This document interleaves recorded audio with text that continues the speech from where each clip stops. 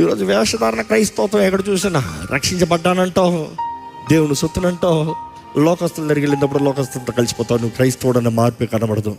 మీరు లోకానికి ఉప్పై ఉన్నారు, మీరు వెలుగే ఉన్నారంటే నీలో వెలుగు లేదు, ఉప్పుతనం లేదు. చప్పగా ఉంది జీవితం, చీకటగా ఉంది జీవితం. క్రీస్తు ఎలాగ మహిమపరచబడతాడు? ఈరోజు ఎంతమంది క్రైస్తవులు అంటారు, ఎంత బాధకరమైన విషయమో. బయటికి ఏమో లోకల్ అందరికి మంచివాడు, ఇంటికి వస్తే భారీగా చెడ్డవాడు. ఏం ప్రయోజనం? బ్రతుకు మారాలి కదా. మనుషుడు డబ్బులు ఇస్తాడంటే మాత్రం సలాను కొడతావు, దేవుని దగ్గరకు వచ్చి దేవుడిని ఆరాధించంటే మనసు లేదు, మూడు లేదంటావు. ఏం మూడు లేకపోయినా కూడా సలాం కొడుతున్నాం కదా ఆఫీస్లో. ఇది హిపోక్రసీ.